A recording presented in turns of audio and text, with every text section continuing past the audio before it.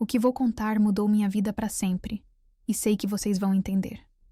Quem me vê hoje jamais imaginaria que há 2 anos eu era apenas a Celina do pano na mão, invisível nos corredores de uma multinacional. Mas o que aconteceu naquele dia... Nossa, até hoje eu me arrepio quando lembro. Eu sou Celina Moreira, tenho 32 anos, mãe solteira, e naquele momento da minha vida eu estava completamente quebrada por dentro. Não só financeiramente, mas emocionalmente também. Eu estava numa fase onde me sentia completamente invisível, sabe? Como se eu tivesse perdido a essência de quem eu era como mulher, como ser humano, como se o mundo tivesse me esquecido num cantinho escuro e eu não soubesse mais como sair de lá. Sabe, tem momentos na vida que a gente sente que Deus nos esqueceu no cantinho, né? Que nossa história não importa pra ninguém. Mas eu descobri que às vezes é exatamente na nossa invisibilidade que os milagres começam. Olha, se você quer descobrir como essa história mudou completamente o rumo da minha vida, deixa seu joinha aqui embaixo, se inscreve no canal e comenta me contando de onde você está nos assistindo. Eu leio todos os comentários e fico emocionada de saber que minha história está chegando até vocês. Para vocês entenderem o tamanho do buraco emocional que eu estava, preciso contar um pouquinho do que tinha acontecido antes. A minha história não começou ali, naquele escritório elegante da Faria Lima. Ela começou muito antes, numa cidadezinha do interior de Minas Gerais, onde eu nasci e cresci sonhando com um futuro diferente. Eu era estudante de mestrado em letras na Universidade Federal de Ouro Preto. Sim, eu era inteligente, tinha sonhos grandes, queria ser professora universitária, pesquisadora, talvez até escrever livros sobre literatura brasileira. Passava noites inteiras na biblioteca, estudando autores clássicos, escrevendo artigos acadêmicos, participando de congressos. Minha dissertação era sobre Machado de Assis, e eu tinha certeza de que ia conseguir uma bolsa de doutorado depois da defesa. Mas a vida... Nossa, a vida às vezes dá umas pancadas que a gente nem imagina que consegue aguentar. E a minha veio num telefonema desesperado da minha irmã numa terça-feira qualquer de março. Minha mãe tinha sofrido um AVC súbito enquanto cuidava do jardim da casa onde morávamos. De uma hora para outra, ela que sempre foi minha fortaleza, minha base, minha orientadora em tudo, ficou dependente de cuidados constantes. Não conseguia mais falar direito. O lado esquerdo do corpo tinha ficado paralisado. E ela precisava de alguém 24 horas por dia. Eu lembro que quando recebi aquele telefonema, eu estava na biblioteca da universidade, cercada de livros, abertos, fazendo anotações para um capítulo da minha dissertação. Em questão de segundos, toda aquela vida acadêmica organizada se transformou em pó. Eu sabia que tinha que voltar para casa, que minha mãe precisava de mim, que meus sonhos teriam que esperar. Larguei tudo. Todos os meus sonhos, todas as expectativas, todo o futuro que eu tinha planejado com tanto cuidado. Tranquei o mestrado, empacotei meus livros, despedi dos professores e voltei para Monte Azul, a cidadezinha de 15 mil habitantes onde eu tinha nascido e jurado que nunca mais viveria. Os meses que se seguiram foram os mais difíceis da minha vida até então. Eu me dividia entre os cuidados com minha mãe, dar remédio, fazer fisioterapia caseira, ajudar com necessidades básicas e pequenos trabalhos que conseguia fazer de casa. Dava aulas particulares para alunos do ensino médio, fazia traduções de textos simples, qualquer coisa que me desse alguns trocados para ajudar nas despesas médicas. Foi nessa época que conheci o Marcelo. Ele era técnico em enfermagem no hospital da cidade e vinha em casa 2 vezes por semana para ajudar com os cuidados da minha mãe. Era um rapaz gentil, atencioso, que me ajudava não só com os procedimentos médicos, mas também com palavras, de apoio quando eu me sentia perdida demais. Aos poucos, nossa relação foi se aprofundando. Ele me fazia companhia nas noites longas quando minha mãe não conseguia dormir por causa das dores. Me trazia flores do jardim do hospital, pequenos presentes que ele comprava na farmácia, livros usados que encontrava no sebo da cidade. Era carinhoso. Me fazia sentir menos sozinha naquele momento tão difícil. A gente acabou se envolvendo romanticamente depois de alguns meses. Eu estava vulnerável, carente, precisando desesperadamente de alguém que me fizesse sentir amada e importante. E quando descobri que estava grávida, 6 meses depois que a gente começou a namorar, eu pensei que finalmente tinha encontrado um sentido novo para minha vida. Mas quando contei para ele sobre a gravidez, esperando um abraço, uma palavra de apoio, uma conversa sobre nosso futuro juntos, a reação dele foi completamente diferente do que eu imaginava. Ele ficou pálido, começou a gaguejar, disse que precisava de tempo para pensar, que a situação estava muito complicada. Uma semana depois, ele simplesmente desapareceu. Não atendeu mais meus telefonemas, não apareceu mais na casa, e quando fui procurá-lo no hospital, soube que ele tinha pedido transferência para outra cidade. Deixou um bilhete na portaria dizendo que não estava preparado para assumir responsabilidades e que eu saberia me virar sozinha.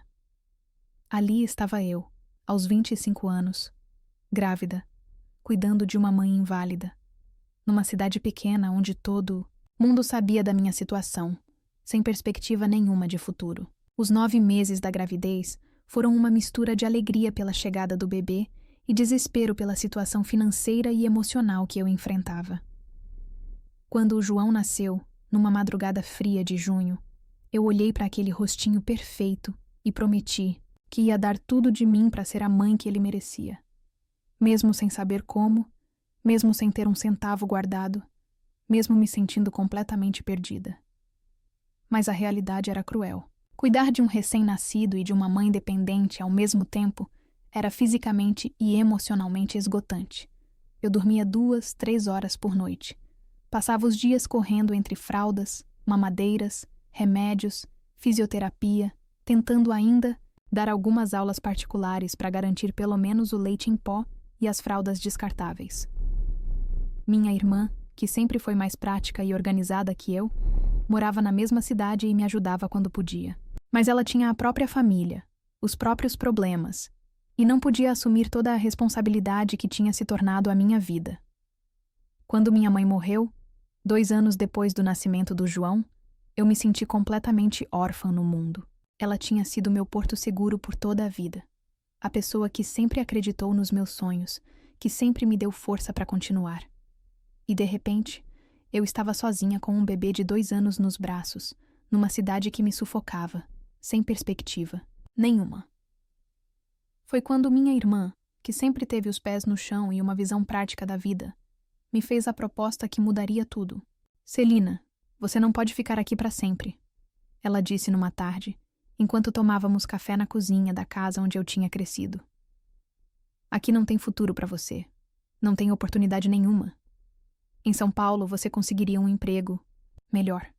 Poderia retomar os estudos, dar uma vida melhor para o João. A ideia me apavorava e me animava ao mesmo tempo. São Paulo era a cidade dos sonhos e dos pesadelos. O lugar onde tudo era possível, mas onde tudo também era mais difícil. Como eu ia sobreviver numa metrópole imensa com uma criança pequena, sem conhecer ninguém, sem ter onde morar? Eu cuido do João enquanto você se estabelece, minha irmã propôs. Fico com ele aqui, na tranquilidade, enquanto você arruma um emprego, um lugar para morar, se organiza. Quando estiver tudo certo, você busca ele. A decisão de deixar meu filho foi a mais dolorosa da minha vida. Mas eu sabia que era temporário, que era a única forma de construir um futuro melhor para nós dois. Empacotei uma mala pequena com poucas roupas, peguei o que restava das minhas economias, menos de R$ 500, e peguei o primeiro ônibus para São Paulo numa manhã nebulosa de setembro. A chegada na capital foi um choque brutal. O barulho, o movimento, as pessoas apressadas, o cheiro de poluição, a imensidão de prédios e carros. Eu me senti como um grão de areia numa praia infinita, completamente insignificante e perdida.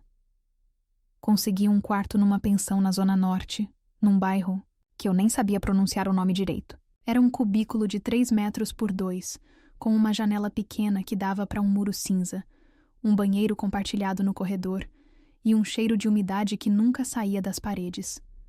Mas era o que eu podia pagar com o dinheiro que tinha. Os primeiros meses foram de pura sobrevivência. Eu batia na porta de todas as empresas que encontrava, entregava currículo em todos os comércios, me candidatava para qualquer vaga que aparecia nos jornais de emprego. Mas minha experiência profissional era praticamente zero.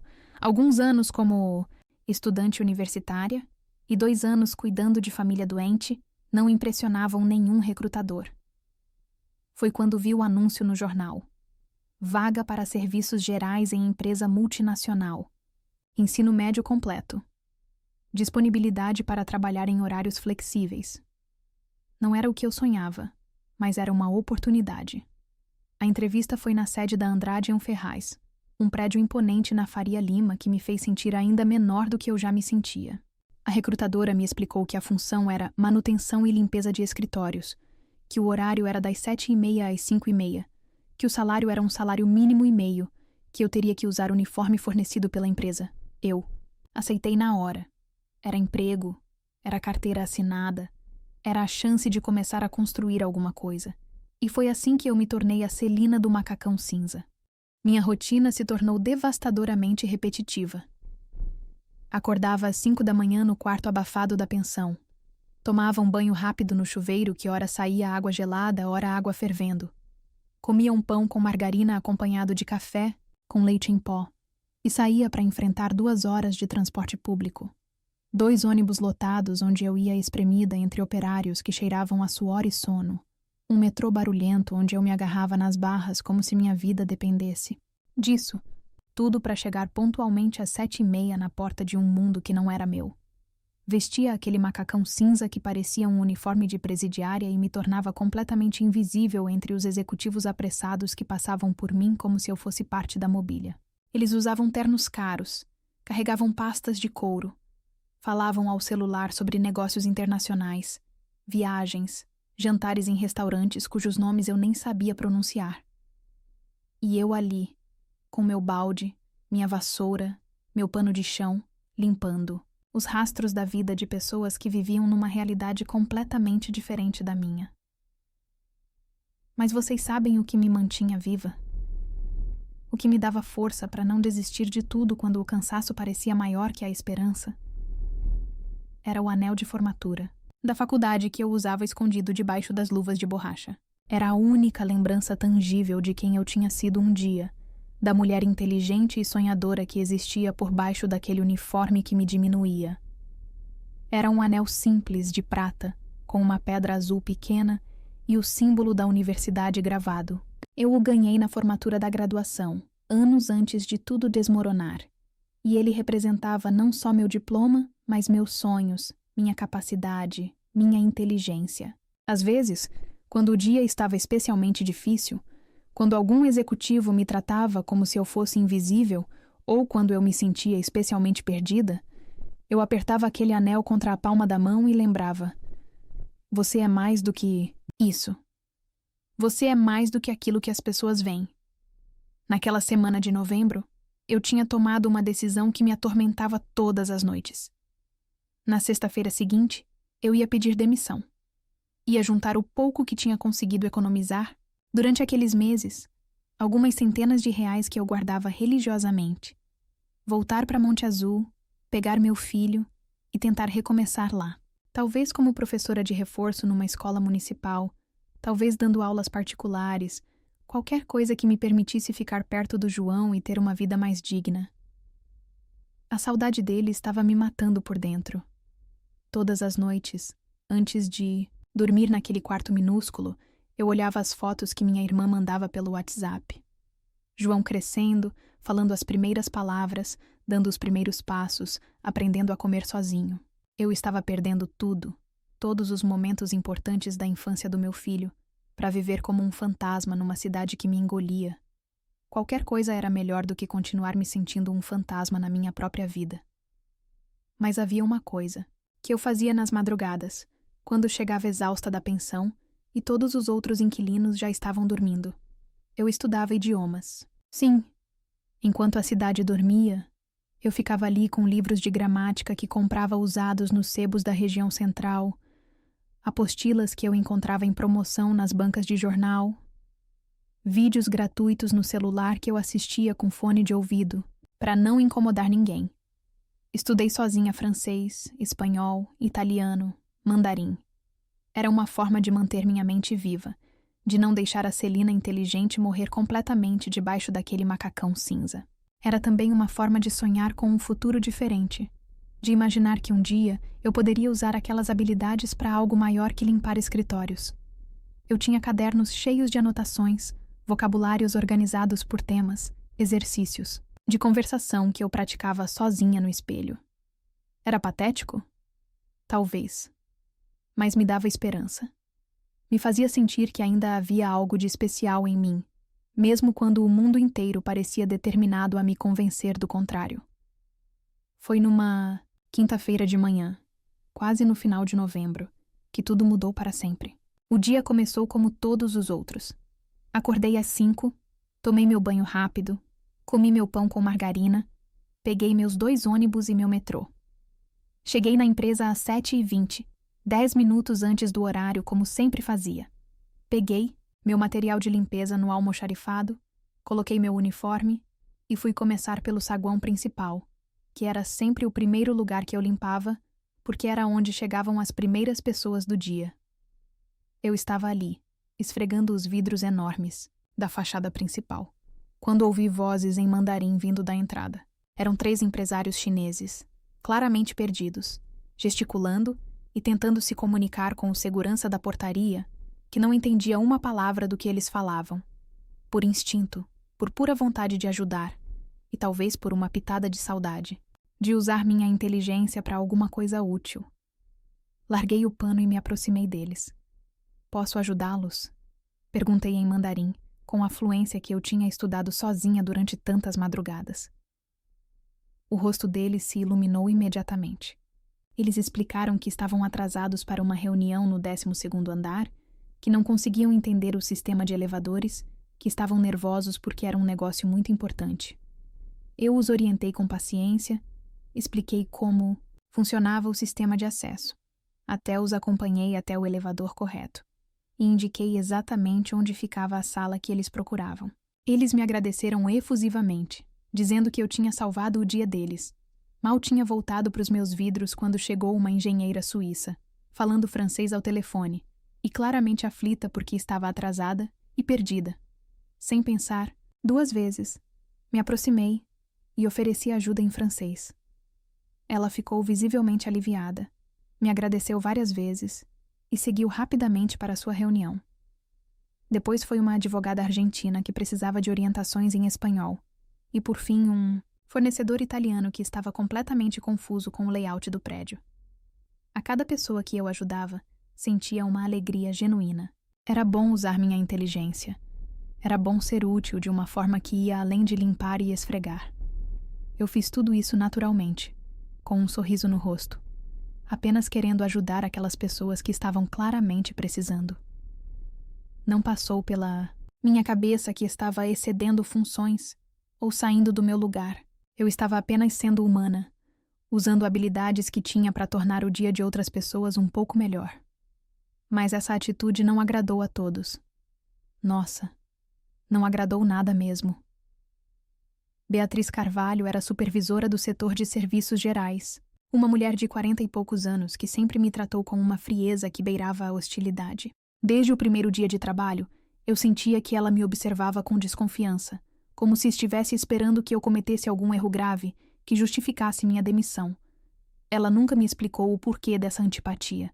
Eu sempre fui educada, pontual, dedicada.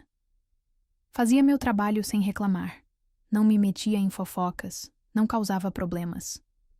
Mas por algum motivo que eu não conseguia entender, minha presença a incomodava profundamente.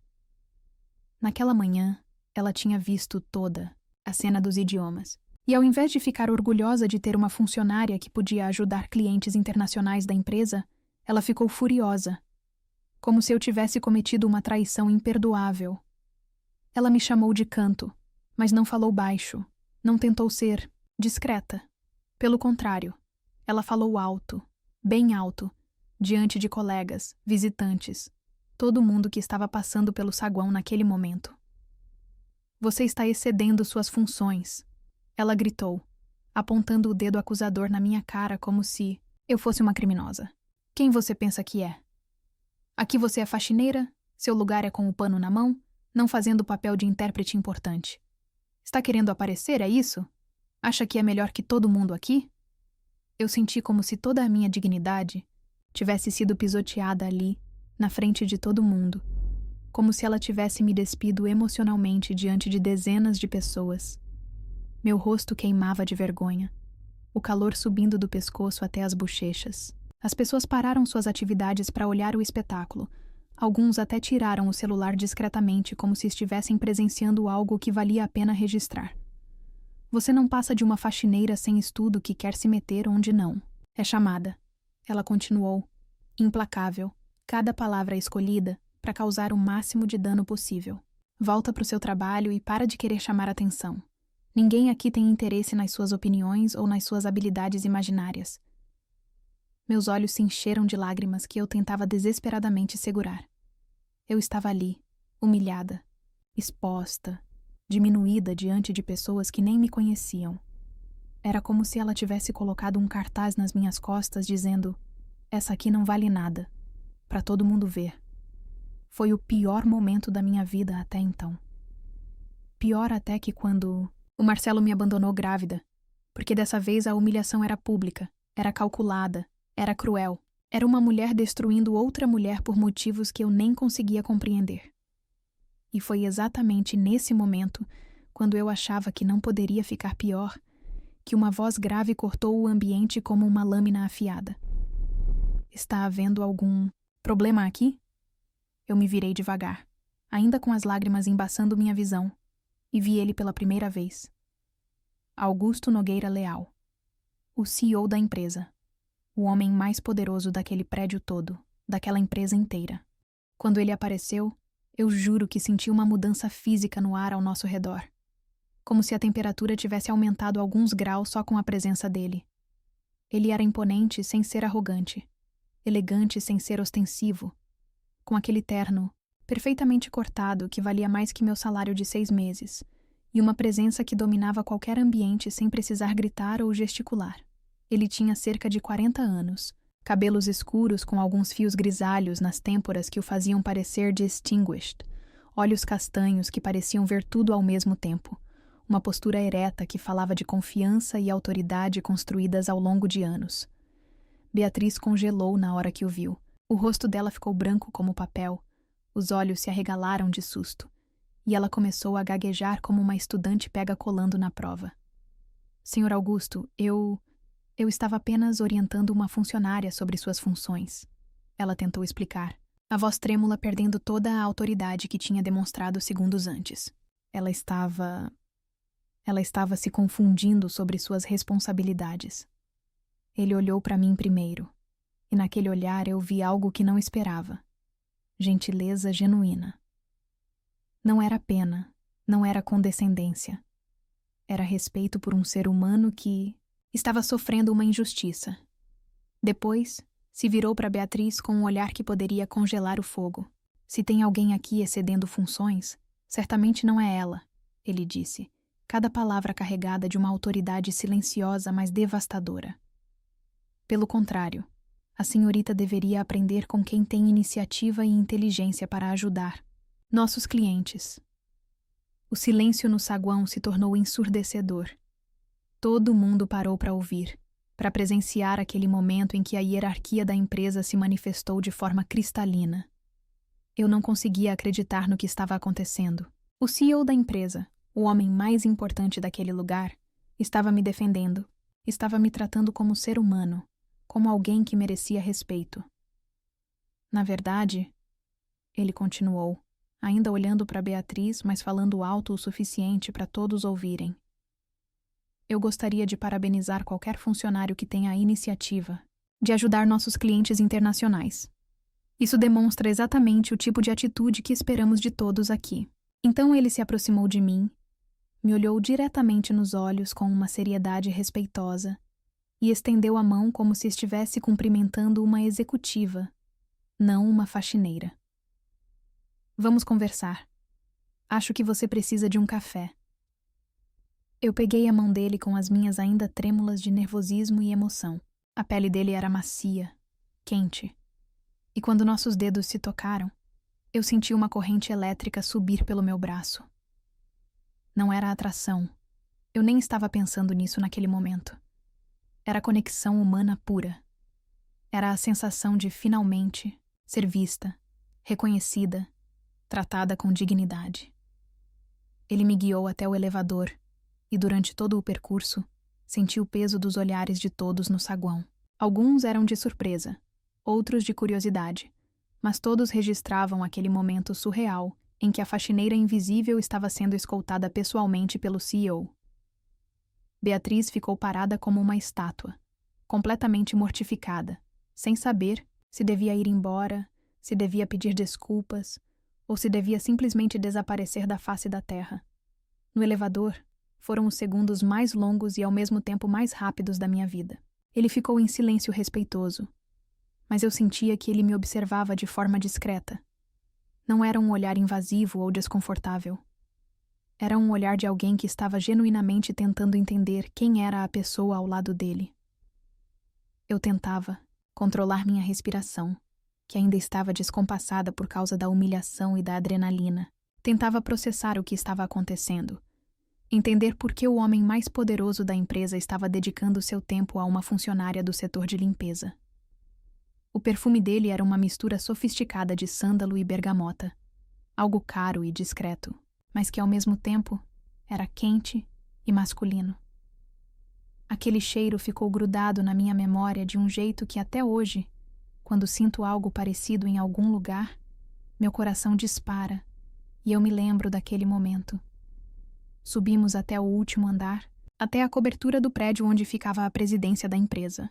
Quando as portas do elevador se abriram, eu me vi diante de um mundo que parecia saído de um filme. Tudo era elegante, moderno, sofisticado. Havia quadros nas paredes que pareciam caros, móveis de design que eu nem sabia que existiam. Uma vista panorâmica incrível da Avenida Faria Lima, que fazia a cidade inteira parecer pequena lá embaixo. E eu ali, ainda com o macacão cinza, os cabelos presos num rabo de cavalo simples, sentada diante do homem mais poderoso da empresa numa poltrona de couro que provavelmente custava mais que meu salário anual. Ele me ofereceu café numa xícara de porcelana fina, dessas que eu só tinha visto em novelas ou filmes estrangeiros. O café era diferente de qualquer coisa que eu já tinha provado. Aromático, suave, claramente de qualidade superior. Ele serviu para si mesmo também, e sentou na poltrona em frente à minha, criando uma atmosfera de conversa entre iguais que me desconcertou completamente. Depois de alguns goles em silêncio, ele se inclinou ligeiramente para frente e perguntou, com uma calma que desarma qualquer defesa: "Como você aprendeu tudo isso? Os idiomas, quero dizer." E foi essa pergunta simples, feita com interesse genuíno, que quebrou toda a minha resistência emocional. Ali estava um homem poderoso, bem-sucedido, que poderia estar fazendo 1000 coisas importantes, me perguntando sobre minha história como se ela realmente importasse. E aí eu não consegui mais conter. Desabei completamente. Contei tudo.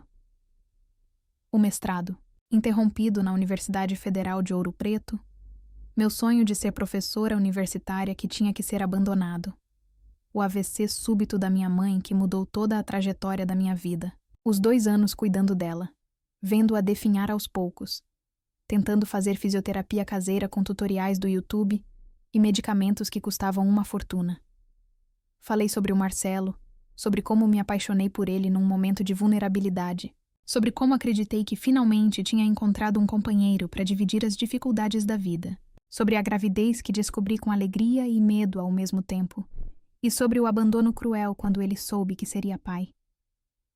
Chorei quando contei sobre o nascimento do João, sobre como foi criar um bebê sozinha enquanto cuidava de uma mãe inválida, sobre as noites insones divididas entre fraldas, mamadeiras e fisioterapia, sobre como tentava dar aulas particulares para conseguir dinheiro para o leite em pó e para as fraldas descartáveis. Falei sobre a morte da minha mãe, sobre como me senti órfã no mundo mesmo sendo adulta, sobre a decisão dolorosa de deixar meu filho com minha irmã para tentar construir um futuro melhor em São Paulo, Sobre as noites em claro estudando idiomas como uma forma de manter a esperança viva, de não deixar minha inteligência morrer completamente. E ele apenas me ouviu. Com olhos atentos, com um respeito que quase me fez chorar ainda mais. Não fez perguntas invasivas. Não me julgou por nenhuma das escolhas que fiz. Não tentou me consolar com palavras vazias ou clichês motivacionais. Ele simplesmente me ouviu como ninguém nunca havia me ouvido na vida. Quando terminei de falar, soluçando baixinho e me sentindo vulnerável como nunca, ele ficou em silêncio por alguns segundos que pareceram eternos. Podia ver que ele estava processando tudo que eu tinha contado, não de forma calculista, mas de forma humana, tentando realmente entender a pessoa que estava sentada na frente dele. Depois, com a firmeza de quem não tem dúvidas sobre o que está prestes a fazer, ele disse algo que mudou minha vida para sempre. Quero que você seja minha assistente pessoal. Eu fiquei em choque total. Achei que tinha ouvido errado, que a emoção estava me fazendo imaginar coisas. Como assim, senhor? Você tem algo raro, Celina, ele disse, usando meu nome pela primeira vez e fazendo-o soar como se fosse importante. Inteligência, determinação, resiliência e uma capacidade de comunicação que é exatamente o que eu preciso. Quero que me acompanhe em viagens, reuniões, eventos internacionais. Preciso de alguém que entenda idiomas, que saiba se portar em diferentes culturas, que tenha a sensibilidade e a autenticidade que você demonstrou hoje. Eu não conseguia acreditar no que estava ouvindo. Era como se minha vida inteira tivesse mudado em questão de minutos, como se todos os anos de sofrimento tivessem sido apenas uma preparação para chegar até aquele momento. Mas eu não tenho experiência corporativa, tentei argumentar, ainda sem conseguir processar completamente a oferta. Experiência se adquire, ele disse com convicção. Caráter, inteligência e dedicação não se ensinam. E você tem os 3. Ele explicou que o salário seria 5 vezes maior que o que eu recebia, que haveria treinamentos específicos para me preparar para o cargo, que eu teria direito a plano de saúde e outros benefícios. Mas o que mais me emocionou foi perceber que ele estava me oferecendo não apenas um emprego melhor, mas uma chance real de reconstruir minha vida. Posso pensar sobre isso? Perguntei, ainda em estado de choque. Claro, ele disse, sorrindo pela primeira vez desde que tínhamos subido. Mas não demore muito. Talentos como o seu não ficam escondidos por muito tempo.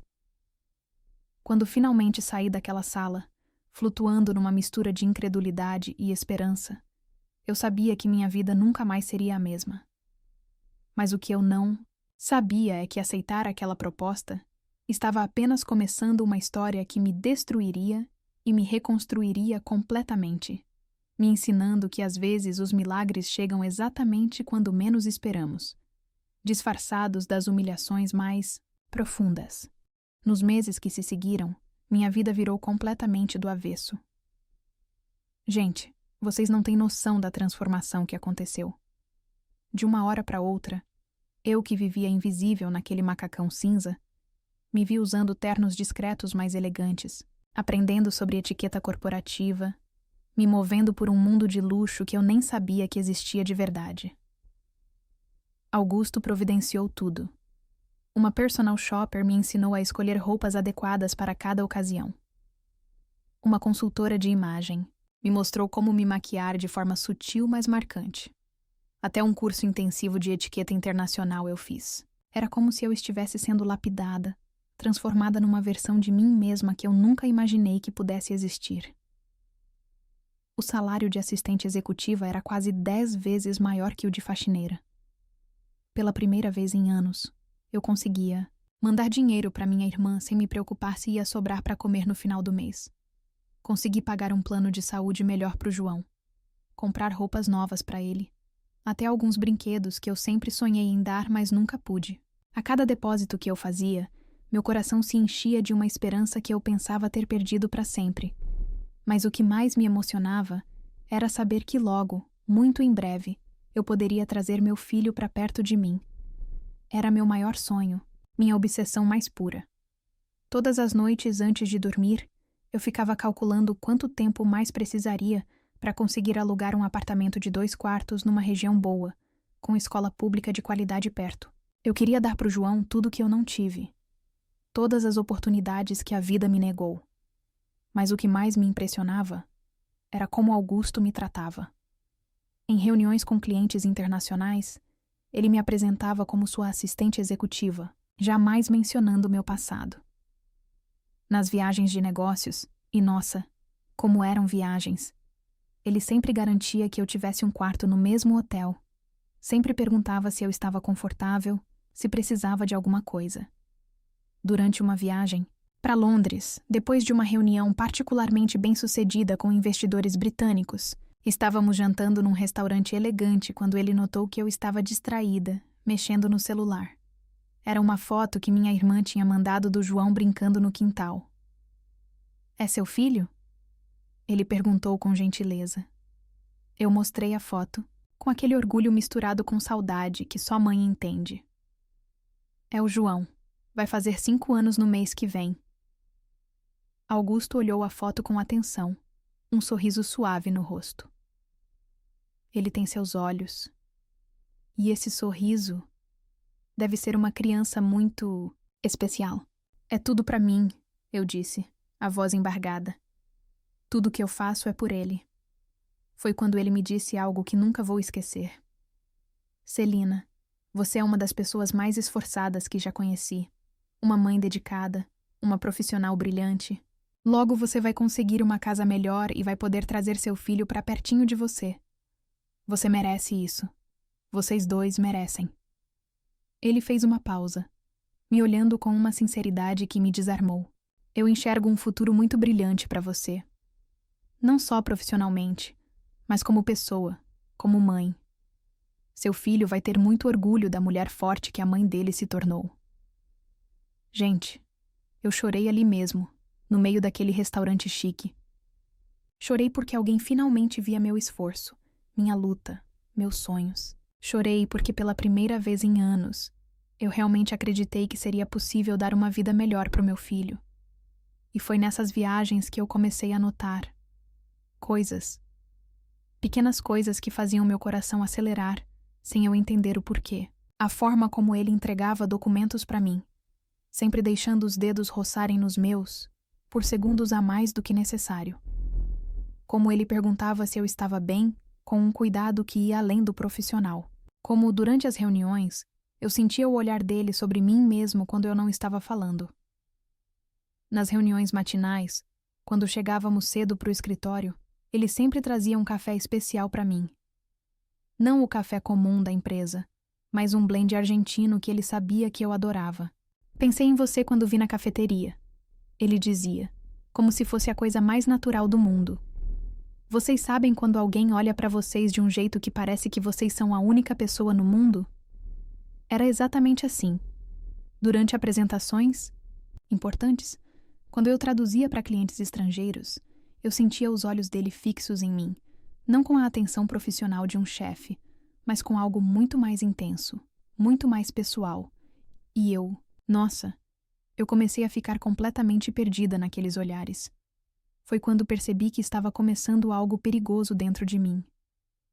Eu comecei a descobrir que tinha um poder sobre ele que eu nem sabia que possuía. Notei que quando eu me aproximava para mostrar algo no computador, deixando meu perfume chegar até ele, a respiração dele mudava. Ficava mais lenta, mais profunda.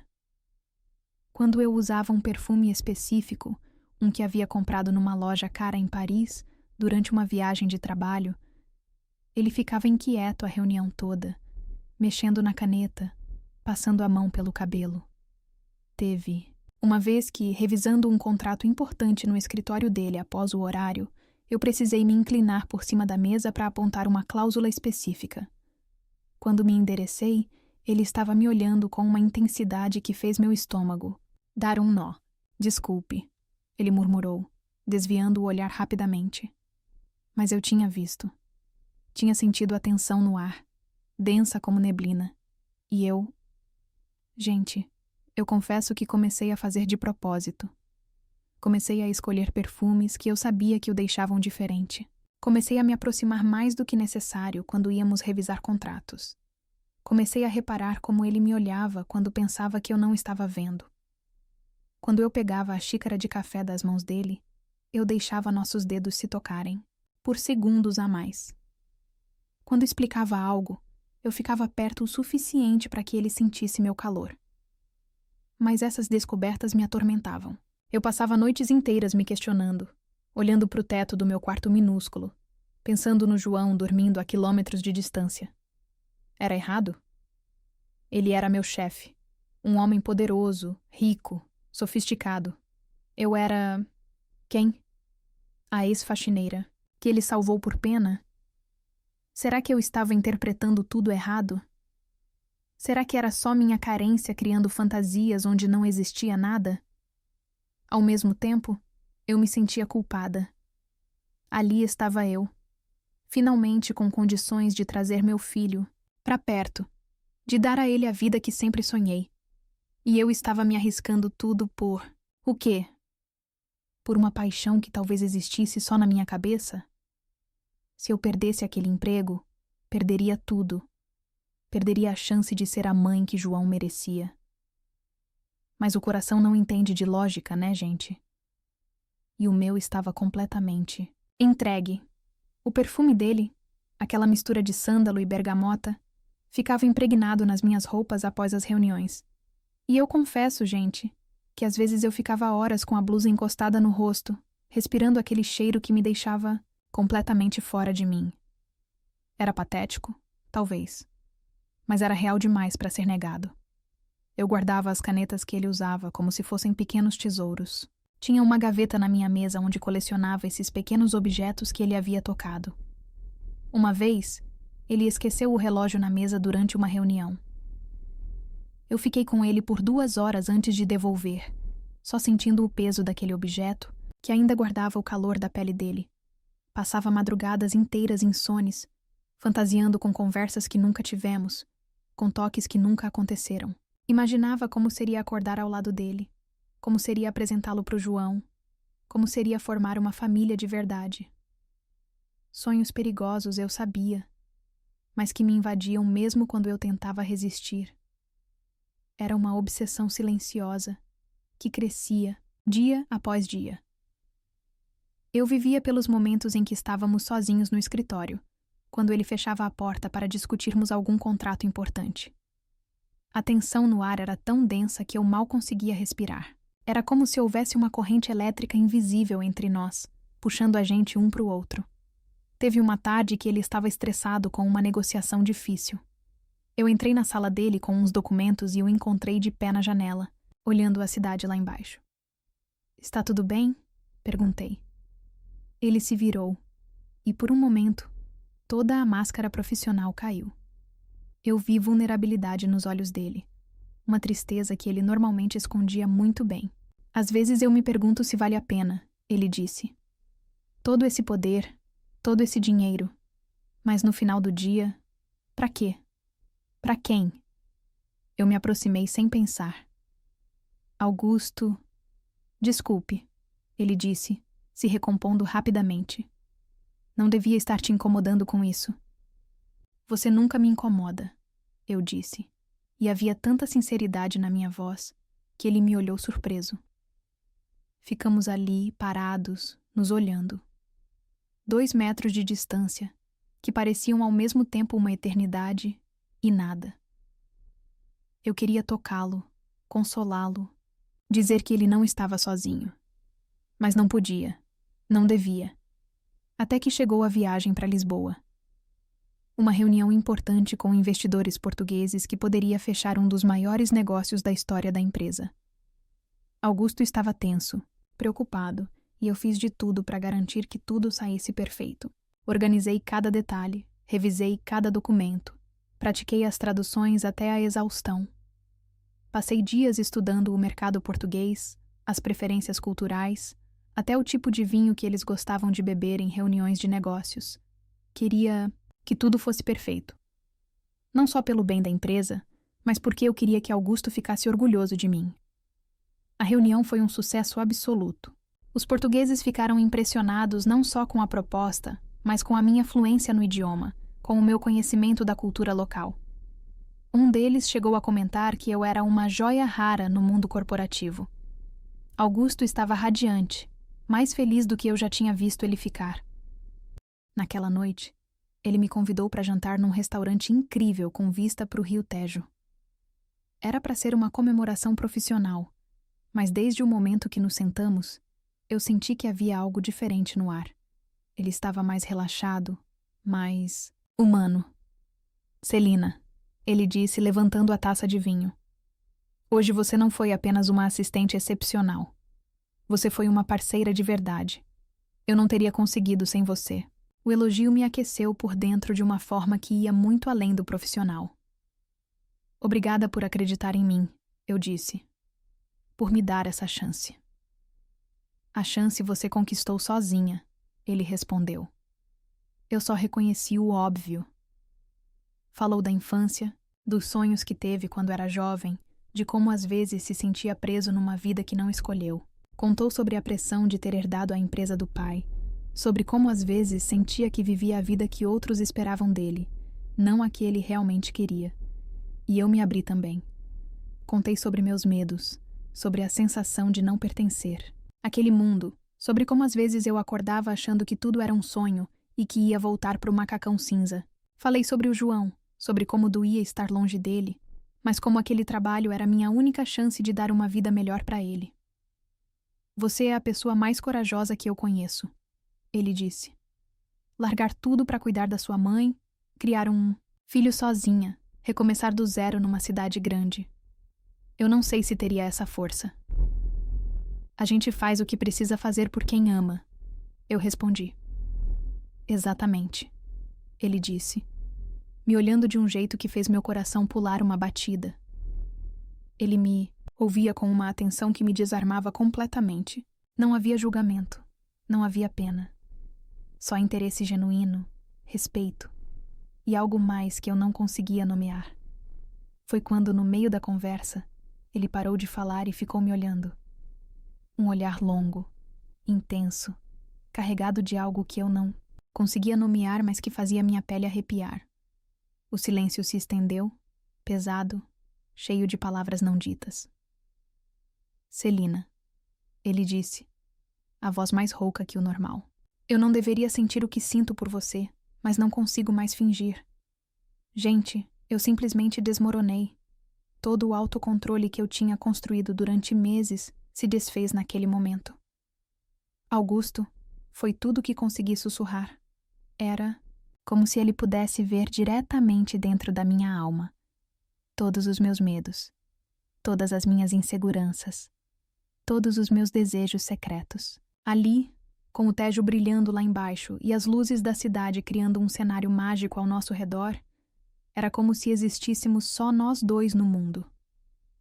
Pela primeira vez na vida, eu entendi o que significava estar completamente presente em um momento. Não havia passado, não havia futuro.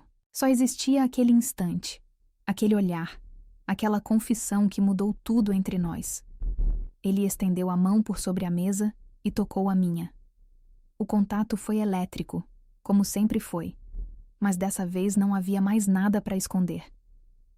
Eu sei que é complicado, ele disse. Eu sei que pode parecer errado, mas o que sinto por você é maior do que qualquer protocolo, qualquer convenção social. Eu também sinto. Eu sussurrei, finalmente admitindo para mim mesma e para ele. Tentei resistir, tentei fingir que era só gratidão, mas não é, ele completou. Não é, eu confirmei. Quando voltamos para o Brasil, éramos outros. Criamos códigos, olhares cúmplices, uma linguagem silenciosa que só nós entendíamos. Uma piscadela durante uma reunião significava estou pensando em você. Um sorriso, discreto queria dizer mal posso esperar para ficarmos sozinhos. Mensagens aparentemente profissionais escondiam declarações de amor. Preciso revisar o contrato com você hoje às 19 horas. Ele escrevia por e-mail.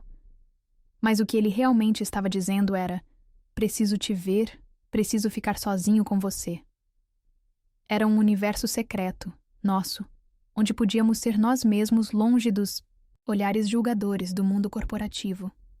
No escritório, éramos profissionais impecáveis, mas nos momentos roubados, um elevador vazio, uma sala de reunião após o expediente, uma viagem onde podíamos jantar juntos sem levantar suspeitas, éramos simplesmente um homem e uma mulher perdidamente apaixonados. Eu nunca tinha vivido algo tão intenso. Era como um vício, sabe? Quanto mais eu tinha dele, mais eu queria. Cada toque, cada olhar, cada palavra sussurrada era como uma droga que me deixava viciada, dependente, obsessiva. Mas a felicidade, gente, às vezes é muito barulhenta para passar despercebida. E tinha alguém que estava observando cada movimento nosso com olhos de águia. Lorena Andrade Ferraz, filha do fundador da empresa, diretora de relações estratégicas e a mulher mais perigosa que eu já conheci na vida. Ela sempre teve uma queda por Augusto. Isso era óbvio para qualquer um que prestasse atenção. Mas eu descobri depois que era muito mais que uma simples queda. Era uma obsessão antiga, tóxica, que vinha desde a época da faculdade. Foi ela quem notou primeiro as mudanças no comportamento do Augusto. A forma como ele sorria mais, como parecia mais leve, mais feliz. Como ele tinha parado de aceitar os convites dela para jantar, como estava sempre ocupado quando ela sugeria algum evento social. E foi ela quem começou a investigar, a observar, a juntar as peças do quebra-cabeça, até descobrir que a causa de toda aquela felicidade era eu. A ex-faxineira que tinha subido na vida rápido demais. A fúria dela foi silenciosa, mas devastadora. Lorena era o tipo de mulher que não gritava, não fazia escândalo. Ela planejava, e o plano dela para me destruir foi diabólico na sua simplicidade. Começou com boatos sussurrados nos corredores. Comentários sobre favoritismo, sobre como certas pessoas conseguiam promoções rápidas demais. Reuniões secretas com a diretoria, onde ela, sempre com um sorriso e um tom de preocupação profissional, questionava a adequação da minha contratação. Será que é apropriado ter alguém sem experiência corporativa em posição tão estratégica? Ela perguntava, fingindo genuína preocupação. Não seria melhor investir em alguém com background mais sólido? Eu comecei a sentir o clima mudando. Olhares estranhos nos corredores, conversas que paravam quando eu chegava perto, comentários sussurrados sobre minha sorte em conseguir aquela promoção tão rapidamente. Mas o golpe final veio durante o evento de fim de ano da empresa. Uma festa luxuosa em um hotel 5 estrelas, com todos os funcionários, clientes e parceiros importantes. Eu estava linda naquela noite. Havia escolhido um vestido azul marinho discreto, mas elegante, e pela primeira vez me sentia realmente pertencendo àquele mundo. Foi quando Lorena subiu ao palco para fazer um discurso sobre valores corporativos e meritocracia. E no meio da fala, com um sorriso venenoso, ela olhou diretamente para mim. É sempre inspirador ver como nossa empresa dá oportunidades para pessoas de todas as origens, ela disse, a voz doce como mel envenenado. Inclusive para aquelas que começaram, digamos, em posições mais humildes. Claro que todos nós sabemos que o mérito deve sempre vir antes de qualquer outro tipo de consideração. O silêncio no salão foi ensurdecedor. Todas as cabeças se viraram para mim. Eu senti o sangue drenar do meu rosto. Era uma humilhação pública calculada, cruel, devastadora. Mas o que mais me doeu não foram os olhares de julgamento, os sussurros maldosos, as risadinhas abafadas. O que me destruiu foi olhar para o Augusto e ver. Nada. Ele não me defendeu. Não subiu ao palco para me proteger como tinha feito naquele primeiro dia. Ficou ali, paralisado, enquanto eu era publicamente humilhada.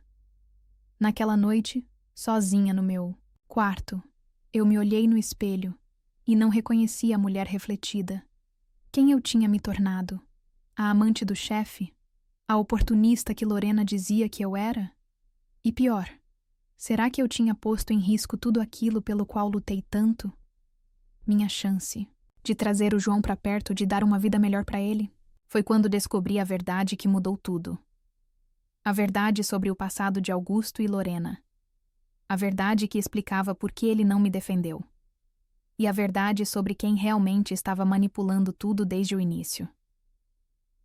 Nos dias que se seguiram, aquela humilhação pública, eu me senti como se tivesse caído num buraco sem fundo. Na segunda-feira seguinte à festa, eu cheguei no escritório esperando que talvez tudo tivesse sido um pesadelo, que as pessoas tivessem esquecido, que a vida voltasse ao normal. Mas não voltou. Os olhares me seguiam pelos corredores como sombras, pesadas. Conversas paravam abruptamente quando eu me aproximava, deixando um silêncio constrangedor no ar. E o pior de tudo, Augusto estava evitando qualquer contato comigo. Nem sequer me olhava nos olhos quando cruzávamos no elevador. Era como se eu tivesse me tornado invisível novamente, mas desta vez carregando o peso da humilhação em cada passo que dava. Os sussurros eram o que mais me machucavam. "Olha lá, que subiu na vida rapidinho", ouvia pelos corredores. Será que ela realmente sabia fazer alguma coisa, ou era só? E as frases ficavam no ar, inacabadas, mas carregadas de malícia. Foi quando recebi o comunicado oficial numa quarta-feira, de manhã. Uma reestruturação organizacional, dizia o papel timbrado. Meu cargo de assistente executiva estava sendo realocado devido a mudanças estratégicas na empresa. Eu seria transferida de volta para o setor de serviços gerais. Não exatamente faxineira, mas limpeza de escritórios, organização de arquivos, trabalhos braçais que eu pensava ter deixado para trás para sempre. Quando recebi a notificação, minhas mãos tremeram tanto que quase não consegui segurá-la. Ali estava, em papel oficial, a confirmação de que meu sonho tinha acabado. Que eu estava voltando ao meu lugar, como Lorena sempre disse que deveria ser. O uniforme era diferente, não mais o macacão cinza, mas um conjunto azul marinho discreto, mas a sensação era exatamente a mesma. Eu estava de volta ao meu lugar na hierarquia social, carregando baldes, esfregões e a dignidade em frangalhos. O salário despencou brutalmente. De uma hora para outra, eu que estava conseguindo juntar dinheiro para trazer o João para São Paulo, que já tinha visitado apartamentos de 2 quartos em bairros com escolas boas, me vi novamente contando centavos no final do mês. Tive que cancelar o plano de saúde melhor que tinha contratado para o meu filho. Tive que parar de mandar os brinquedos, as roupas novas, os livros infantis que eu comprava com tanto carinho. Voltei a viver de migalhas, sonhando com um futuro que parecia cada vez mais distante. Mas a dor financeira não era nada comparada à dor emocional que me corroía por dentro. Eu não sabia se estava chorando por ele, por ter perdido o amor da minha vida, ou por quem eu tinha sido antes dele entrar na minha vida e virar tudo de cabeça para baixo. Será que a Celina inteligente, sonhadora, capaz, tinha sido real? Ou sempre foi uma ilusão criada pela minha própria carência? As noites eram as piores. Eu ficava no meu quarto apertado, olhando para as roupas elegantes que tinha comprado durante os meses de glória, para os sapatos de salto que usava nas reuniões, importantes para as bolsas de couro que carregava nos jantares de negócios. Tudo aquilo parecia pertencer a outra pessoa, como se eu tivesse vivido a vida de outra mulher por alguns meses, e agora tinha voltado para minha realidade verdadeira, crua e dolorosa. O telefone tocou numa quinta-feira à noite, quando eu estava particularmente deprimida, olhando fotos do João no celular e me perguntando como ia explicar para ele que nossa vida nova tinha sido apenas um sonho passageiro. "Celina, o João está perguntando quando você vai buscar ele", minha irmã disse, a voz carregada de preocupação. "Eu não sei mais o que falar para ele. Ele fez um desenho de vocês duas morando numa casa grande, com um cachorro e um quintal, cheio de flores. Ele realmente acredita que você vai buscá-lo logo." A voz dela se embargou um pouco. "Ontem ele me perguntou se o tio Augusto, foi assim que ele chamou depois que você contou sobre ele, ia gostar dele. Disse que quer mostrar para ele como ele sabe jogar futebol." Eu desabei. Ali, sozinha naquele quarto que cheirava a umidade e sonhos desfeitos, eu chorei como nunca tinha chorado na vida. Chorei pela humilhação, pela dor de ter perdido Augusto, mas principalmente por ter que decepcionar meu filho mais uma vez. Por ter que quebrar o coraçãozinho dele com a realidade cruel de que a mamãe tinha falhado novamente. Explica pra ele que a mamãe precisa de mais um tempo. Eu consegui dizer entre os soluços. Que ela está lutando por um futuro melhor pra nós dois. Que ela não esqueceu dele. Nunca vai esquecer. Foi numa terça-feira, 3 semanas depois da minha realocação, que tudo começou a mudar. Eu estava organizando arquivos empoeirados no subsolo, numa sala sem janelas que cheirava a papel velho e abandono, quando Mariana, uma analista financeira que sempre foi simpática comigo, desceu procurando uns documentos antigos de contabilidade. Celina, ela disse, olhando ao redor para ter certeza de que estávamos sozinhas, a voz baixa como quem compartilha um segredo perigoso. Eu preciso te contar uma coisa. O que a Lorena fez com você foi covardia pura. Foi cruel e injusto. Eu parei o que estava fazendo e olhei para ela, surpresa. Fazia semanas que ninguém se dirigia a mim com gentileza, que ninguém reconhecia que eu existia além do meu uniforme azul. Não fui só eu que pensou isso, não. Ela continuou, se aproximando mais. Tem muita gente que viu como você trabalhava, como era competente e dedicada. A gente sabe que você merecia estar lá em cima, que seu trabalho era impecável. E a gente sabe que essa história de favoritismo é mentira deslavada. Ela se aproximou ainda mais, baixando a voz para um sussurro. Conspiratório. Tem algo que você precisa saber.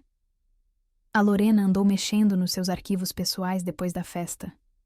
Eu vi ela no RH várias vezes depois do expediente, fuçando na sua ficha, imprimindo documentos, fotografando coisas com o celular. Tem algo muito podre nessa história toda. O coração disparou, bombeando adrenalina pelas minhas veias. Que tipo de documentos? O que ela estava procurando? Não sei ao certo, mas ouvi ela comentando com a assistente dela sobre inconsistências no seu currículo, sobre informações duvidosas que ela tinha descoberto. Como se ela estivesse procurando motivos para te demitir ou te prejudicar ainda mais. Aquilo me deu um estalo elétrico na mente. Se Lorena estava procurando desesperadamente motivos para me demitir, talvez ela tivesse inventado alguns. Talvez a campanha dela contra mim fosse ainda mais suja do que eu imaginava. Mariana, eu disse, sentindo uma centelha de esperança acender no peito. Você pode me ajudar com uma coisa? Claro, ela respondeu sem hesitar. Você sempre foi gentil comigo, e eu odeio injustiça. Foi assim que começou minha investigação clandestina. Mariana tinha acesso a alguns sistemas que eu não tinha mais. Códigos de segurança que permitiam revisar documentos arquivados. E nos dias seguintes, trabalhando juntas durante os intervalos de almoço e depois do expediente, descobrimos coisas que me fizeram entender toda a extensão diabólica da manipulação de Lorena. Ela tinha alterado documentos no meu arquivo pessoal com uma precisão cirúrgica. Havia inventado reclamações de clientes que nunca existiram. Eu conferi os números de protocolo e descobri que eram falsos. Tinha falsificado e-mails onde eu supostamente cometia erros graves de tradução. Mas quando comparamos com os originais, salvos no servidor, as versões eram completamente diferentes. Criou toda uma narrativa de incompetência que justificaria não só minha demissão, mas também destruiria qualquer chance de eu conseguir outro emprego na área. A descoberta mais chocante veio quando Mariana conseguiu acesso às gravações de segurança do prédio através de um contato dela no setor de vigilância. Vimos Lorena entrando no escritório de Augusto várias vezes após o horário, sempre com uma pasta na mão, sempre com aquela expressão determinada que eu já conhecia. Bem, em uma das gravações, ela ficou lá por quase 2 horas numa sexta-feira à noite. Olha isso, Mariana disse, apontando para a tela. Ela não está lá para trabalhar. Olha a linguagem corporal dela. Ela está pressionando ele. Foi quando eu tomei a decisão que mudaria tudo. Eu não ia aceitar ser vítima. Eu tinha passado por humilhações demais na vida para aceitar mais uma calada. Se Lorena queria brincar de guerra, eu ia lutar com todas as armas que tivesse. A primeira coisa que fiz foi procurar Roberto, um advogado trabalhista que atendia gratuitamente na igreja que eu frequentava aos domingos. Uma igrejinha simples no bairro onde eu morava, onde me sentia acolhida mesmo usando roupas simples e carregando o peso das minhas desilusões. Celina, ele disse, ajustando os óculos e analisando cuidadosamente todos os documentos que Mariana e eu tínhamos coletado meticulosamente. Isso aqui é muito grave. Falsificação de documentos, difamação, perseguição no ambiente de justiça, trabalho, criação de evidências falsas. Você tem um caso sólido, muito sólido. Ele folheou as páginas novamente, balançando a cabeça em reprovação. Essa mulher cometeu crimes. Isso não é apenas uma questão trabalhista, é questão criminal. Mas eu não queria apenas processar Lorena. Eu queria a verdade. Toda ela. Queria entender por que ela tinha tanto ódio de mim, por que havia se dedicado com tanta energia a me destruir. Foi quando o Roberto me deu a informação que mudou completamente minha perspectiva sobre toda a situação. Sabe, eu conheço essa Lorena há muitos anos. Ele disse, pensativo, mexendo numa pilha de papéis sobre a mesa. Meu primo Carlos trabalhou na empresa antes dela virar sócia, quando ainda era do ramo de construção civil. E ele me contou uma história muito interessante sobre ela e o CEO atual.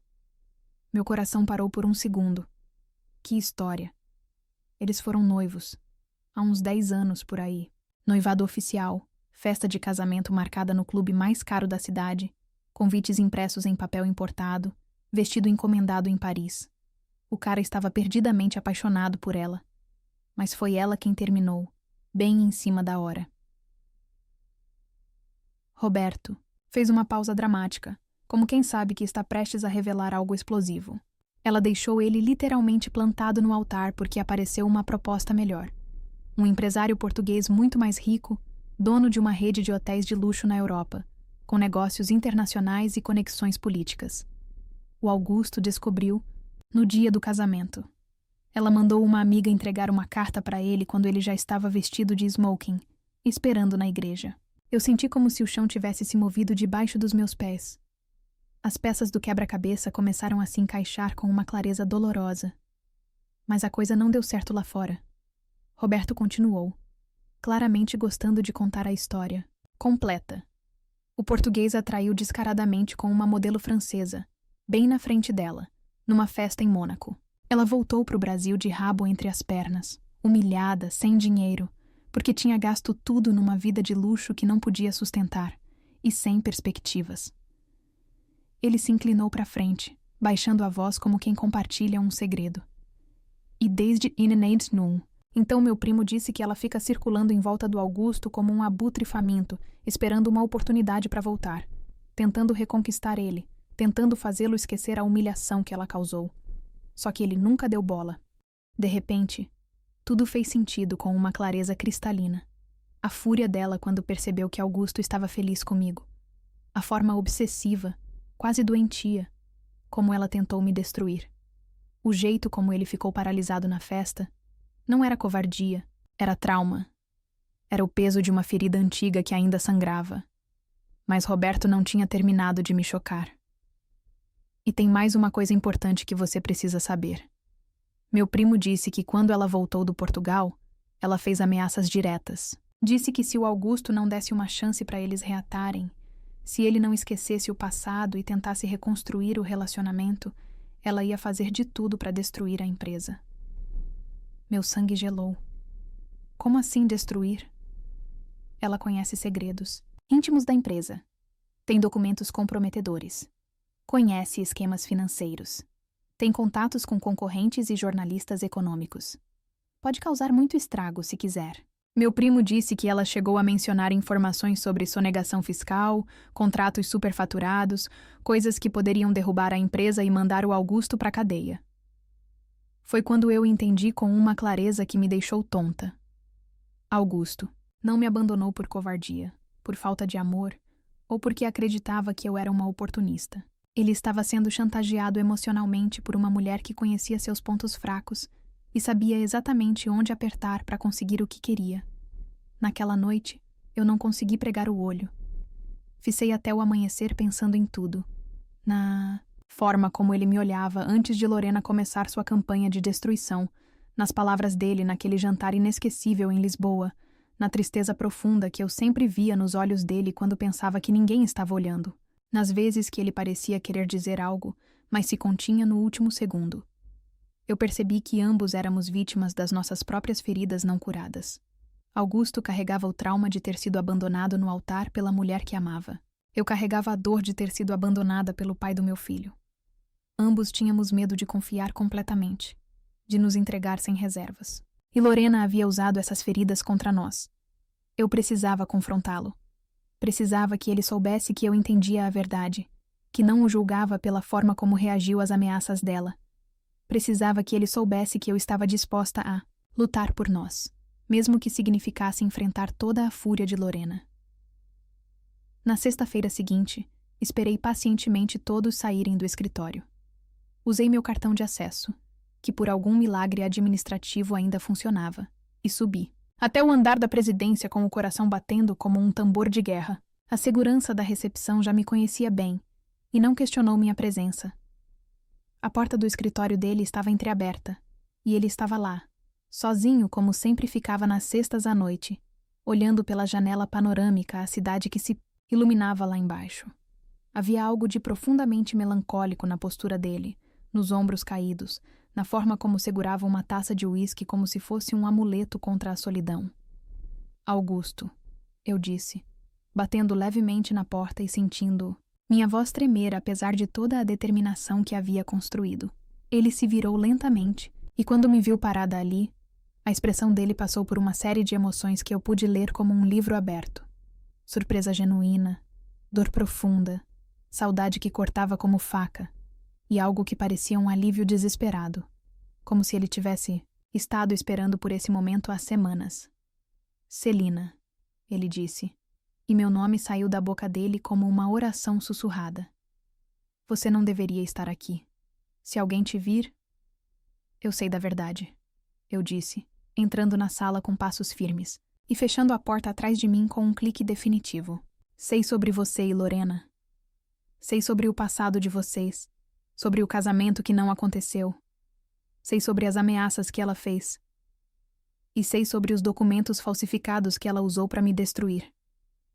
Ele fechou os olhos com força, como se estivesse sentindo dor física, como se cada palavra minha fosse um golpe direto na alma. Ela disse que ia destruir a empresa se eu continuasse com você. Ele admitiu, a voz baixa e carregada de culpa. Disse que ia vazar informações confidenciais, quebrar contratos estratégicos, processar por assédio moral e criar um escândalo que mandaria centenas de pessoas para o desemprego. Disse que ia usar tudo o que sabia sobre os negócios do meu pai para me destruir completamente. E você acreditou nela? Ele abriu os olhos e me olhou com uma tristeza que cortou meu coração ao meio. Eu conheço a Lorena há muitos anos, Celina. Desde a faculdade. Ela é capaz de qualquer coisa quando não consegue o que quer. Já vi ela destruir pessoas por muito menos. Já fez isso antes comigo. E eu não podia arriscar que ela fizesse com você o que fez comigo no passado. Eu me aproximei dele devagar, vendo como ele lutava para manter a compostura. E por isso você me abandonou? Me deixou ser humilhada publicamente, sozinha, sem defesa? Eu estava tentando te proteger, ele disse, finalmente me olhando nos olhos com uma intensidade desesperada. Se ela destruísse a empresa, você seria a primeira a ser prejudicada. Todo mundo ia culpar você. Ia dizer que foi sua culpa. Eu não podia deixar isso acontecer. Você não entende, né? Eu disse, sentindo a raiva crescer dentro de mim como uma chama que finalmente encontra oxigênio. Eu não precisava ser protegida como uma criança indefesa. Eu precisava ser respeitada como uma mulher adulta. Precisava que você confiasse em mim, que me contasse a verdade, que lutasse comigo, não por mim. Ele ficou em silêncio por longos segundos, processando minhas palavras como se cada uma delas fosse uma revelação. Eu me apaixonei por uma mulher forte, inteligente, corajosa. Eu continuei, dando um passo para frente. Não por alguém que precisava ser protegida da verdade. Você tirou de mim o direito de escolher, de lutar, de ser sua parceira de verdade. Você tem razão, ele disse, a voz quase inaudível. Eu fui um covarde. Deixei o medo falar mais alto que o amor. Eu amo você, Augusto, eu disse, e pela primeira vez falei isso abertamente, sem medo, sem reservas, deixando meu coração completamente exposto. Amo você com toda a bagagem, com todos os traumas, com todos os medos. Mas não vou aceitar migalhas de amor nunca mais. Se me quer inteira como sou, com todos os riscos, com todas as consequências. Como uma parceira de verdade, não como alguém para ser protegida. Foi quando ele fez algo que eu não esperava. Largou a taça de uísque sobre a mesa, pegou o telefone e discou um número que claramente sabia de cor. Lorena? É o Augusto.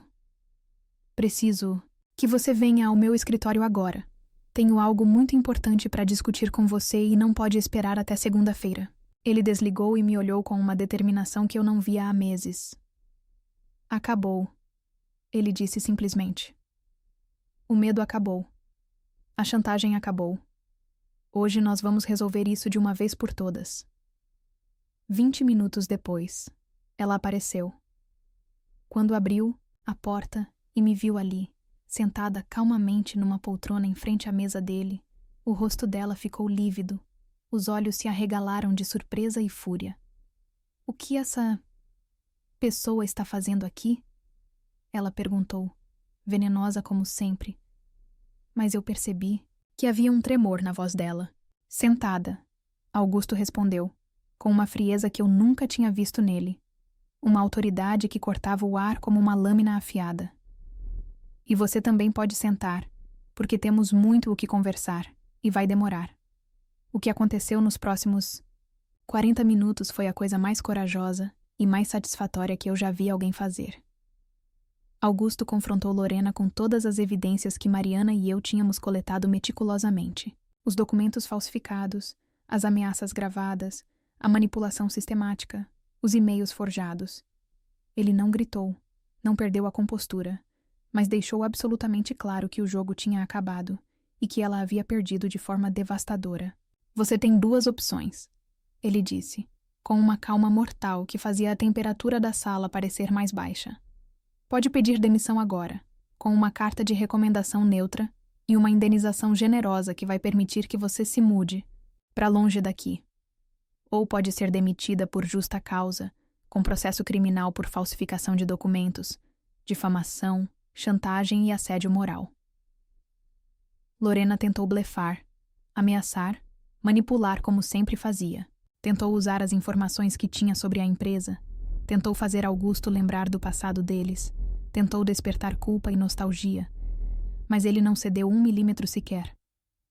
Os tempos mudaram, Lorena, ele disse, olhando diretamente nos olhos dela com uma firmeza inabalável. Você não tem mais poder sobre mim. E não vai ter poder sobre mais ninguém nesta empresa. Seus segredos não me assustam mais. Prefiro enfrentar qualquer consequência do que continuar sendo chantageado por você. Ele fez uma pausa dramática, deixando o peso das palavras assentar. E mais uma coisa. Eu amo a Celina. Vou me casar com ela. E se você tentar prejudicá-la de qualquer forma, eu pessoalmente vou garantir que você responda criminalmente por cada documento que falsificou, por cada mentira que espalhou. Lorena saiu da sala batendo a porta com tanta força que os quadros na parede tremeram, mas nós sabíamos que tinha acabado, que ela não voltaria, que finalmente éramos livres. Quando ficamos sozinhos, o silêncio na sala era ensurdecedor. Augusto se virou para mim, e pela primeira vez em meses, eu vi lágrimas nos olhos dele. Desculpa, ele disse, a voz embargada de emoção. Desculpa por não ter sido corajoso o suficiente antes. Desculpa por ter deixado o medo falar mais alto que o amor. Desculpa por ter feito você sofrer quando tudo que eu queria era te proteger. Ele se aproximou de mim, lentamente, como se ainda não acreditasse que eu estava realmente ali. Você pode me perdoar? Podemos recomeçar? Eu me levantei da poltrona e caminhei até ele. Quando estávamos a centímetros um do outro, eu toquei o rosto dele com as 2 mãos. Não precisa de perdão entre nós, eu disse. Precisa de verdade, de confiança, de parceria real. E então ele me beijou. Um beijo desesperado, faminto, cheio de saudade acumulada e promessas futuras. Um beijo que selou não apenas nossa reconciliação, mas um novo começo baseado em honestidade total. E agora? Eu perguntei quando nos separamos. O que a gente faz agora? Agora, ele disse, sorrindo pela primeira vez em meses. Agora a gente constrói algo novo, juntos, como parceiros de verdade. Não foi fácil. As semanas que se seguiram foram complicadas e cheias de desafios. A diretoria questionou duramente as decisões dele. Alguns clientes ficaram desconfiados com as mudanças bruscas na estrutura da empresa. Houve pressão vinda de todos os lados. Alguns membros do conselho chegaram a sugerir que Augusto estava emocionalmente comprometido e que talvez precisasse de um afastamento temporário. Mas Augusto não vacilou nem por um segundo. Ele me reintegrou ao cargo com uma promoção ainda maior, publicamente se posicionou contra qualquer tipo de discriminação na empresa e deixou cristalino que quem não concordasse com suas decisões e valores estava livre para procurar outro emprego. Alguns saíram, principalmente aqueles que eram próximos de Lorena. Mas a maioria ficou, e, surpreendentemente, a empresa não só sobreviveu como prosperou com a nova atmosfera de transparência e respeito. 2 meses depois da saída de Lorena, numa quinta-feira que eu jamais vou esquecer, eu estava trabalhando tarde no escritório, quando Augusto entrou na minha sala com uma expressão misteriosa. Celina, preciso que você venha comigo. Tem algo importante que eu quero te mostrar. Agora? São quase 9 da noite, eu disse, olhando o relógio. Especialmente agora, ele disse, com um sorriso que me fez suspeitar que algo especial estava acontecendo. Ele me levou até o terraço do prédio, um lugar que eu nem sabia que existia. Quando chegamos lá, eu quase desmaiei de emoção. Havia 2 pessoas me esperando, minha irmã e o João. Meu filho, que eu não via pessoalmente há quase 1 ano, estava ali, lindo, crescido, usando uma roupinha nova e segurando um buquê de flores amarelas. Minhas favoritas. Mamãe! Ele gritou, correndo na minha direção, com os bracinhos abertos. Eu me ajoelhei e o peguei no colo, chorando de alegria, cobrindo o rostinho dele de beijos. Ele estava maior, mais falante, com os dentes da frente nascendo e aquele sorriso que iluminava meu mundo. Que surpresa é essa? Eu perguntei, olhando para Augusto através das lágrimas. Feliz aniversário, ele disse, e foi quando me lembrei que era meu aniversário de 33 anos. Um dia que eu nem tinha prestado atenção porque estava focada no trabalho. O tio Augusto disse que era seu aniversário e que você estava com saudade. Minha irmã explicou, se aproximando para me abraçar. Ele mandou passagens para nós 2 e disse que queria que você tivesse a melhor festa de aniversário da sua vida. Mas como? Quando? Eu perguntava, ainda em choque. Eu liguei para sua irmã na semana passada. Augusto explicou, claramente orgulhoso da surpresa que havia preparado. Queria conhecer pessoalmente as 2 pessoas mais importantes da sua vida. E queria que o João conhecesse o homem que está perdidamente apaixonado pela mãe dele. João me olhou com aqueles olhinhos curiosos e disse: Mamãe, o tio Augusto é seu namorado? Ele é legal. Me ensinou a jogar videogame no hotel. Eu ri através das lágrimas. É sim, meu amor. Ele é muito especial para mamãe. Ele disse que vocês vão se casar e que eu vou ter um papai novo. João continuou, com a naturalidade das crianças. Eu posso chamar ele de papai? Olhei para Augusto, que estava claramente emocionado, e vi nos olhos dele um amor que ia muito.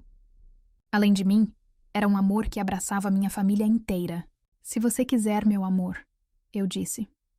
Se o papai Augusto concordar, eu ficaria muito honrado, Augusto disse, se ajoelhando na altura do João. Mas só se você quiser mesmo. Não precisa ser agora. João o olhou seriamente por alguns segundos, do jeito que as crianças fazem quando estão tomando decisões importantes. Você vai cuidar bem da minha mãe? Ele perguntou. Vou cuidar dela como ela merece ser cuidada, Augusto respondeu. E vou cuidar de você também, se você deixar. Então tá bom, João decidiu, e abraçou Augusto como se eles se conhecessem há anos. Naquela noite, jantamos no restaurante mais bonito da cidade. João ficou impressionado com tudo. Os garçons de uniforme, as taças de cristal, a vista, panorâmica. Minha irmã, que sempre foi mais reservada, conversou longamente com Augusto sobre planos para o futuro, sobre a educação do João, sobre como seria a nossa vida juntos. Ele é um homem bom, ela me disse quando estávamos sozinhas no banheiro do restaurante. Dá para ver nos olhos dele que ele ama você de verdade. E mais importante, ele respeita você. 6 meses depois, Augusto tomou uma decisão que surpreendeu a todos, incluindo a mim. Quero sair da empresa, ele me disse numa noite, durante um jantar tranquilo no apartamento dele, que já havia se tornado nossa casa de fato. Como assim? Eu perguntei, quase engasgando com o vinho. Quero começar algo novo. Algo meu, nosso. Uma consultoria internacional, trabalhando com empresas que querem se expandir para o mercado brasileiro e vice-versa. Usaríamos suas habilidades excepcionais com idiomas, minha experiência em negócios internacionais, nossos contatos. Ele fez uma pausa, observando minha reação. Uma sociedade real? Eu perguntei, mal conseguindo acreditar. Uma sociedade, em tudo, ele confirmou, pegando minha mão. Nos negócios e na vida, como deveria ter sido desde o início. Foi quando ele se ajoelhou ali mesmo, na sala do apartamento, entre as taças de vinho e os restos do jantar, e me pediu em casamento. Sem anel elaborado, sem festa pomposa, só com amor verdadeiro e a promessa de construirmos algo juntos como parceiros iguais. Quer se casar comigo, Celina? Quer construir um império comigo? Quer ser minha sócia na vida e nos negócios? Eu disse sim antes mesmo dele terminar a pergunta. E foi assim que nasceu a Leal & Moreira Consultoria Internacional. Em 6 meses, já tínhamos 10 funcionários e escritórios em 2 cidades. Em 1 ano, éramos 15 pessoas e 3 escritórios. Em 2 anos, éramos referência no mercado, com clientes em 5 países e uma reputação de excelência que abria portas em qualquer lugar. Mas a melhor parte de toda essa história aconteceu 8 meses depois do nosso casamento civil simples. Uma cerimônia pequena, só com família próxima, mas cheia de amor verdadeiro. Finalmente conseguimos trazer o João definitivamente para São Paulo.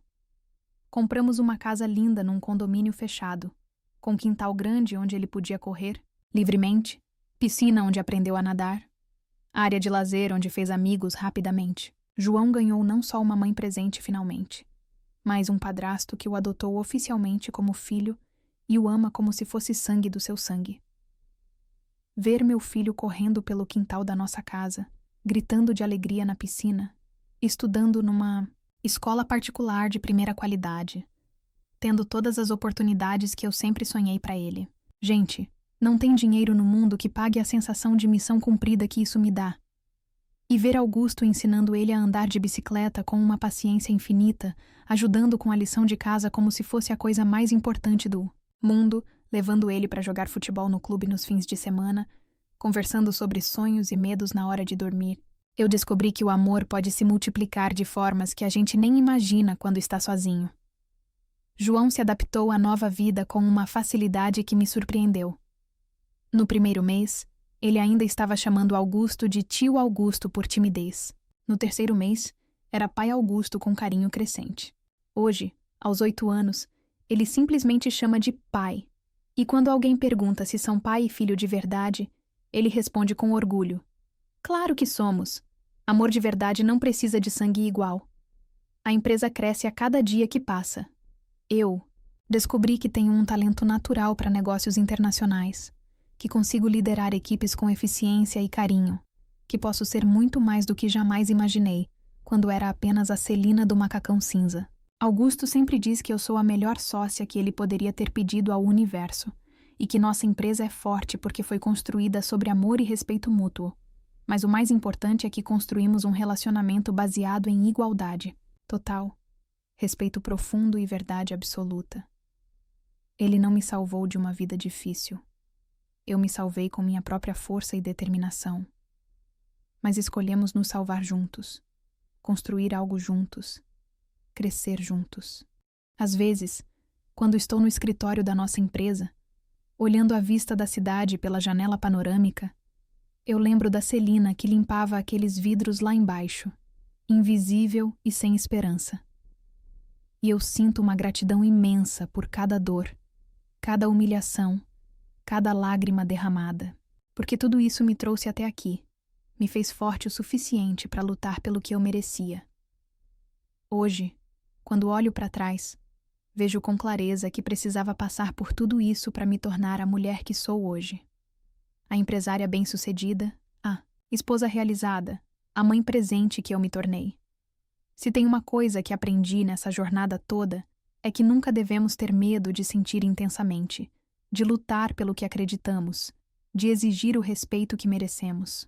O amor verdadeiro sempre vale a pena, mesmo quando dói, mesmo quando parece impossível, mesmo quando o mundo inteiro está contra. E essa é a história da minha vida, gente.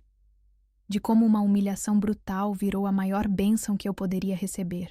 Se essa história tocou seu coração de alguma forma, se você conhece alguém que precisa ouvir que os milagres acontecem exatamente nos momentos mais improváveis, compartilha esse vídeo. Deixa essa história chegar até quem precisa acreditar, que nunca é tarde para recomeçar, que o amor verdadeiro existe sim, e que nossa origem nunca determina nosso destino. E se você quer mais histórias como a minha, histórias de mulheres que encontraram a força para reescrever suas próprias vidas, mesmo quando tudo parecia perdido, se inscreve aqui no canal Diário de uma Obsessão.